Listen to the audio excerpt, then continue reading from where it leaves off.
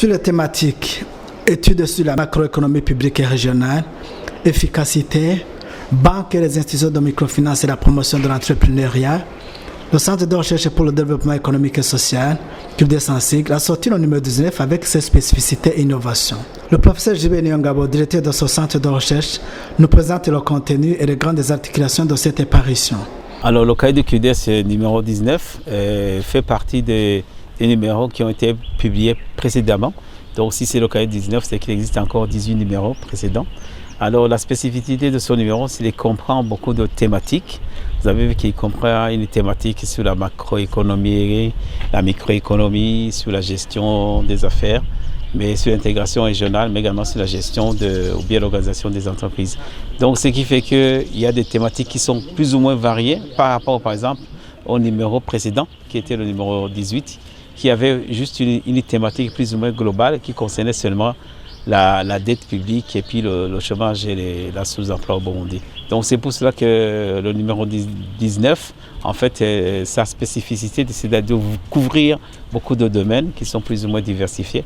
Parce que quand vous sortez un numéro, souvent il y a des gens qui peuvent avoir envie de lire des articles diversifiés, ou bien ça vous permet aussi de couvrir beaucoup de sujets que plusieurs experts puissent être concernés. Quelle est la contribution des chercheurs au développement du pays et quelles considérations par les décideurs politico-économiques? Si vous voulez, la finalité de toute recherche, c'est de prolonger ce que, on va dire, ce qu'on enseigne, la formation académique à l'université. Alors vous savez que quand on enseigne, on a toujours on a des soutiens, des corpus théoriques. Et on a l'impression que quand on fait ce type d'enseignement, que tout va bien. Mais quand on fait la recherche, ça permet de voir si les faits, on va dire, corroborent la théorie. Donc si vous voulez, le fait de faire la recherche, c'est comme si vous avez un enseignant qui enseigne les principes d'économie politique, des principes d'économie internationale. On va vous donner des exemples comme Singapour, dans les articles de David Ricardo, vous allez avoir l'exemple de l'Angleterre, qu'ils vont comparer avec l'Argentine. Mais dans les faits, vous allez comparer le Burundi avec le Congo avec le Sud-Soudan avec le Kenya. Donc ça, c'est une autre réalité. Donc si vous voulez, le fait de faire la recherche, ça permet de voir si vraiment ce qu'on enseigne dans la théorie, si vraiment les faits sont concordants par rapport à la localité ou bien par rapport à la communauté où là on est. On peut aller au niveau national, on peut aussi aller au niveau des petites communautés de base. Voilà l'intérêt en fait, c'est pour vraiment, on va dire, défier l'enseignant par rapport à sa matière et que voici ce qu'il vraiment il enseigne, les faits vraiment peuvent le confirmer ou bien le contrarier. Vous savez que les décideurs en général, politiques ou bien économiques, quand ils prennent leurs décisions, ils sont souvent appuyés par leurs conseillers.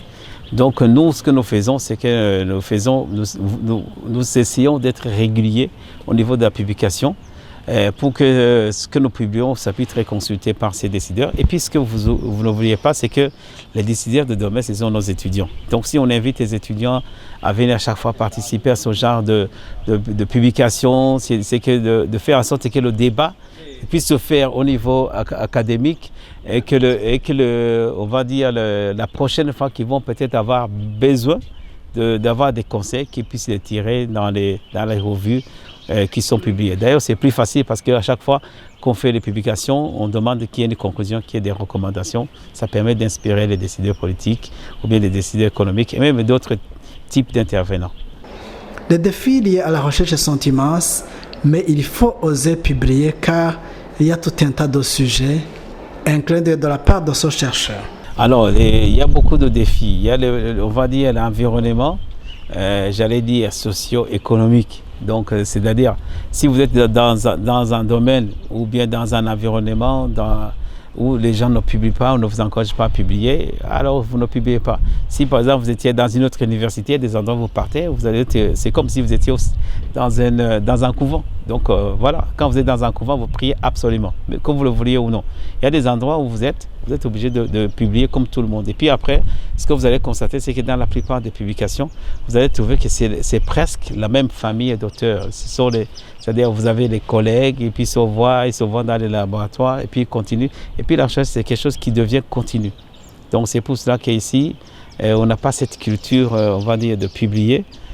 peut-être, vous regardez même dans les journaux, je sais qu'il y avait beaucoup de gens qui aimaient écrire, non fût-ce qu'une chronique en éditorial. Donc voilà, je pense qu'on devait, donc ce qu'on a fait aujourd'hui, l'exercice qu'on est en train de faire, c'est vraiment de créer un espace au centre de recherche de CURDES. Cherche donc un espace pas seulement pour les enseignants, mais aussi pour les étudiants, ceux qui finissent le bac 3, ceux qui commencent master, vraiment de les créer une recherche qu'on va appeler jeunes chercheurs, pour qu'ils ne soient pas vraiment, qu'ils ne disent pas, bon, on est en concurrence avec les professeurs, nous on n'a pas peut-être assez d'espace, mais on va donner de l'espace pour qu'ils puissent ne faire que publier ce qu'on va, parce qu'il faut vraiment commencer assez tôt. Vous avez vu que ceux qui ont beaucoup de publications, il n'y en a pas beaucoup, mais ceux qui ont des publications nombreuses, on va dire, c'est qu'ils ont commencé assez tôt. Donc voilà ce que je peux dire.